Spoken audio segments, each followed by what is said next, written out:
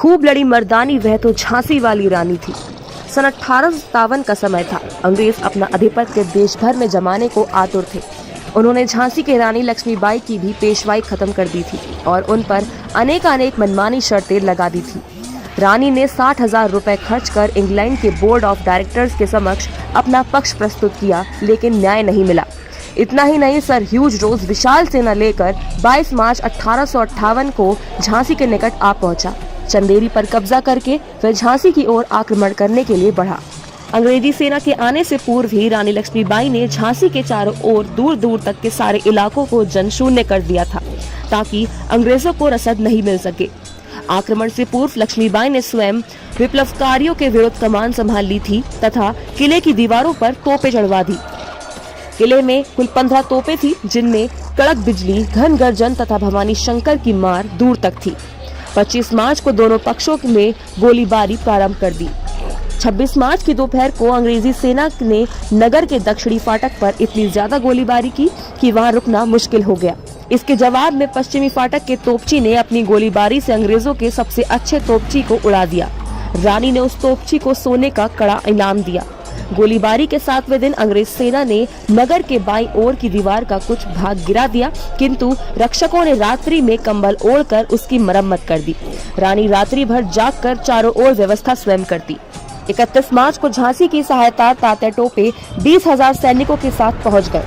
Sir huge रोज ने झांसी का घेरा उठाने के बजाय आधी फौज से उसका सामना किया। यदि तात्या डटकर सामना करते तो उनकी विजय निश्चित थी और अंग्रेजी सेना दो पार्टों के बीच में फंस जाती, किंतु तात्या टोपे अधीर होकर मैदान छोड़ बैठे। अंग्रेजों को उसकी तोपें तथा युद्ध सामग्री और मिल गई। तात्या के आकर चले जाने से रानी की स्थिति अत्यधिक नाजुक हो गई, किंतु रानी तथा उसके साथियों का मनोबल नहीं गिरा।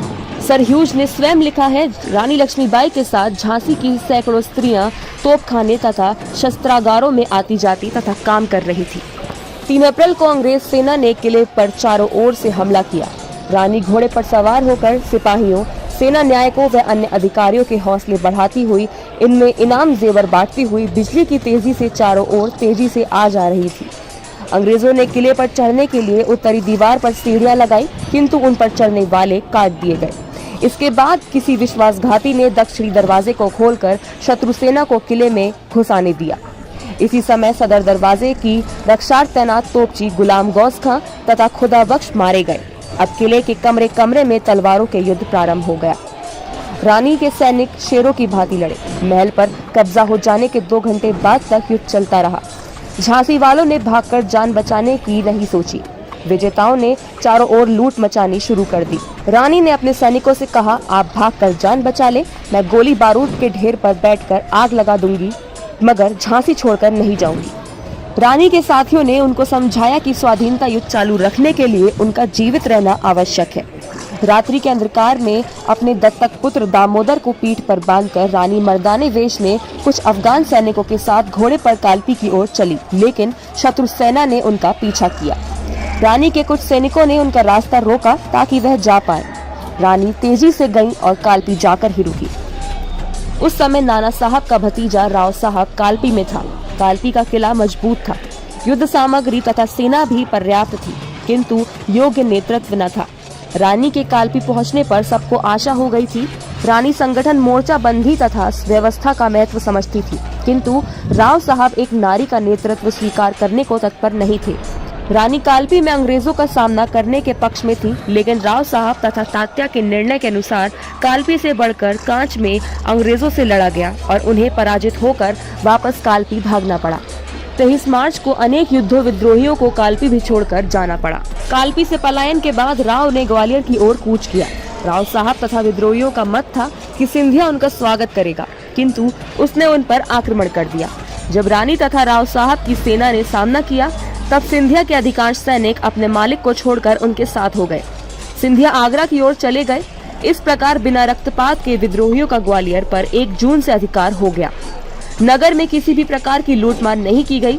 जो अधिकारी भागे नहीं थे उनको पुराने पदों पर रखा गया। सिंधिया के खजाने में से 19 लाख रुपए निकाले गए। उसने सैनिकों को वेतन तथा इनाम के रूप में 9 लाख, राव साहब की सेना को 7.5 लाख, नवाब बाटा को 60,000 तथा रानी लक्ष्मीबाई को 20,000 रुपए दिए गए। राव साहब ने 15,000 स्वर्ण मुद्राएं स्वयं रख ली। ग्वालियर पर विद्रोही के अधिकार से अंग्रेज अत्यधिक चकित हुए। उन्होंने इसकी कभी कल्पना भी नहीं की थी। अब यदि विद्रोही ग्वालियर से रुपए लेकर दक्षिण की ओर जाते तो अंग्रेजी सेना उनके इतने शीघ्रता से परास्त नहीं कर पाती, क्योंकि दक्षिण पेशवाओं की मातृभूमि थी तथा नर्मदा पार करते ही दर्जनों छोटे बड़े राजा, अधिकारी तथा साधारण जनता उनके साथ हो लेती। किंतु राव साहब ने तो ग्वालियर की गद्दी पर बैठते ही विजयोत्सव मनाने आरंभ कर दिए। रानी वरिष्ठ सरदारों के इन कार्यकल्पों से परेशान थी। वह जानती थी कि सेनापति रोज ने गत 6 माह में नर्मदा से यमुना तक का प्रदेश पुनः जीत लिया है। वह शीघ्र ही हमला करेगा और ग्वालियर हाथ से निकल जाने पर विद्रोही के पैर सदैव के लिए उखड़ जाएंगे। ह्यूज रोज विलंब के नुकसान को जानता था, अतः उसने 6 जून को कालपी से कूच कर दिया तथा 16 जून को ग्वालियर के पास 5 मील दूर मुरार पहुंचा। वहां विद्रोही की सेना ने तात्या टोपे के सेनापतित्व में उसका सामना किया। विद्रोही सेना के पांव उखड़ गए। राव साहब घबरा गए। रानी लक्ष्मीबाई ने फिर एक बार सेना के नए जीवन का संचार किया। उन्होंने सेना की व्यूह रचना की तथा ग्वालियर नगर के पूर्व फाटक की रक्षा कर भार संभाल लिया। 17 जून 1858 को एक दूसरी फौज जनरल स्मिथ की कमान में ग्वालियर के पूर्व में कोटा की सराय पहुंच गई। पड़ाव डालने से पूर्व ही पहाड़ी के सहारे रानी ने तोपें लगवा दी।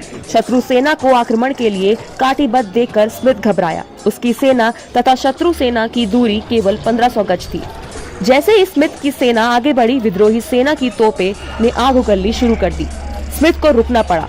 उसने घुड़सवार तथा पैदल सैनिकों को आगे बढ़ाया, किंतु रानी के नेतृत्व में विद्रोही सेना ने इतनी भयंकर मारकाट मचाई कि अंग्रेज को 17 जून 1858 को पीछे हटना पड़ा। मर्दानी पोशाक में घोड़े पर सवार रानी ने पूरे रणक्षेत्र पर छाई रही तथा 20 शत्रु सैनिकों को उसकी तलवार के वार से यमलोक पहुंचा दिया। उनकी प्रिय सहेलियां काशी तथा मंदरा उनके साथ थी। 18 जून 1858 का दिन था। उस दिन पूर्वी मोर्चे पर जनरल स्मिथ की सहायता सर ह्यूज रोज ने भी की। प्रातः वह रण क्षेत्र पर अपनी सहेलियों के साथ थी। उस समय आसपास लगभग 500 सैनिक थे। इतने में ही आक्रमण की सूचना मिली। वह घोड़े पर चढ़ शत्रु सैनिकों की ओर लपकी।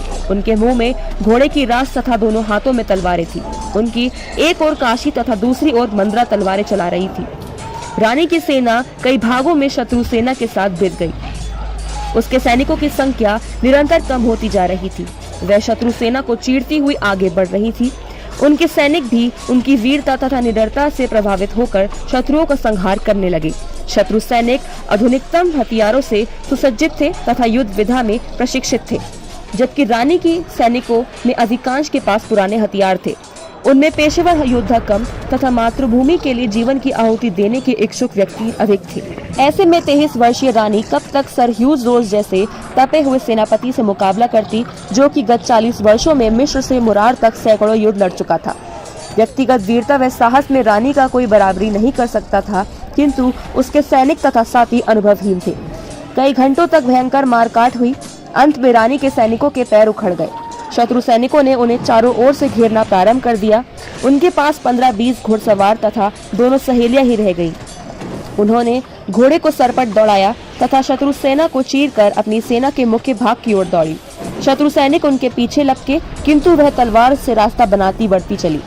अचानक एक गोली उनकी सहेली मंदिरा को आके लगी तथा वह उसी समय मर गई। रानी ने तलवार से एक वार से उस अंग्रेज को खत्म कर दिया जिसने मंदिरा को मारा था। रानी फिर आगे बढ़ी। सामने एक नाला था। रानी ने घोड़े को एट देकर नाला कुदाना चाहा, किंतु घोड़ा ठिठक गया। पिछले युद्ध में उनके कई घोड़े मर चुके थे, अतः यह घोड़ा नया था। नाले पर उसने छलांग नहीं लगाई। यदि वह नाला कूद जाता तो रानी अंग्रेजों के हाथ किसी भी प्रकार में नहीं आती, लेकिन घोड़े के रुकते ही शत्रु सैनिक ने उन्हें घेर लिया। रानी की टांग में एक गोली लगी, फिर भी वह अकेले ही तलवार से शत्रुओं से लड़ती रही। इतने में ही एक शत्रु सैनिक ने पीछे से उनके सर पर तलवार का वार किया, जिससे उनके मस्तिष्क का दायां भाग अलग हो गया। रानी मुड़ी और तलवार चलाती रही। दूसरा वार उनके सीने में लगा। अचेत होकर गिरने से पूर्व उन्होंने आक्रमणकर्ता का हाथ काट दिया। फिर वह गिर पड़ी। ऐसे गिरी कि सर ह्यूज रोज जैसे सेनापति ने उन्हें शत्रु पक्ष की सबसे योग्य तथा वीर योद्धा माना। रानी का विश्वास पात्र सेवक रामचंद्र राव देशमुख उनके पास था। वह उनको पास ही स्थित बाबा गंगादास की कुटिया में ले गया। बाबा ने रानी को शीतल जल पिलाया तथा कुटिया में लिटा दिया। कुछ ही क्षणों में रानी के प्राण पखेरु उड़ गए। उनकी अंतिम इच्छा के अनुसार रामचंद्र राव ने घास की एक छोटी सी चिता बनाई तथा रानी के पार्थिव शरीर का दाह संस्कार कर दिया। जब शत्रु सैनिक रानी की तलाश में वहां पहुंचे तब उनके हाथ कुछ न लग पाया। वहां तो कुछ अस्थियां मात्र शेष थी। मन ही मन नारी शौर्य की प्रतीक रानी लक्ष्मीबाई के प्रति होते हुए शत्रु सैनिक वहां खाली हाथ लौट गए। आज भी नारी शौर्य का प्रसंग चलते ही झांसी की रानी लक्ष्मीबाई का नाम अनायास ही सामने आ जाता है।